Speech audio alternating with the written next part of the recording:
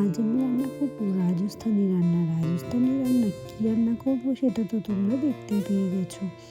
চালে ডালে ভিজিয়ে রেখেছিলাম, একদম কিন্তু খিচুড়ি বানাবো না, আমি চরকা চাল বানাবো। তো চরকা চাল বানানোর জন্য দেখতে পেয়েছো আমি কী কী রেডি করে রেখেছিলাম। তো রেডি করা জিনিস তো তোমরা সবাই দেখিয়ে নিয়েছো, এবার আমি রান্নাটা করি সেটাও তোমরা দেখে নাও। তো দেখতেই পাচ্ছ সোয়াবিনগুলোকে আমি ভালো করে ভেজে নিয়েছি। এরপর আমি যে কটা ফুলকপি ছিল ফুলকপিগুলোকেও ভালো করে ভেজে নিলাম।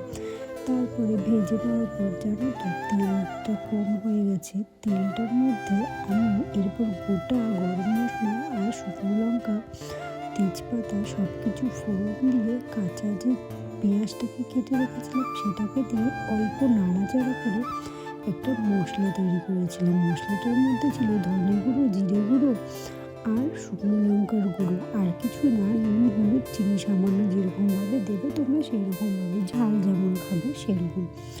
তারপরে মশলাটা কষা হয়ে যাওয়ার পর আমি যে কাঁচা টমেটো আর রসুন কুচিটা ছিল, রসুন থেতো করে রাখা, সেটাকে আমি দিয়ে দিয়েছি। রসুনটা কিন্তু কেউ কাঁচা তেলে দেবে না, মশলাটার মধ্যে দেবে, কারণ এটার মধ্যে একটু রসুনের গন্ধ না বেরোলে ভালো লাগবে না।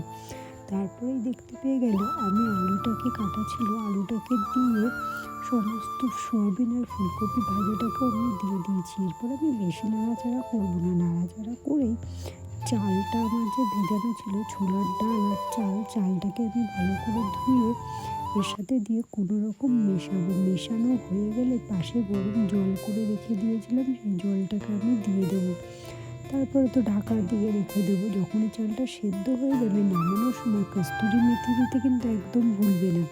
কস্তুরি মেথি আর শীতকালে যেমন সবাই একটু ধনে পাতা দেয়, তাহলে তো আর কোনো কথাই হবে না।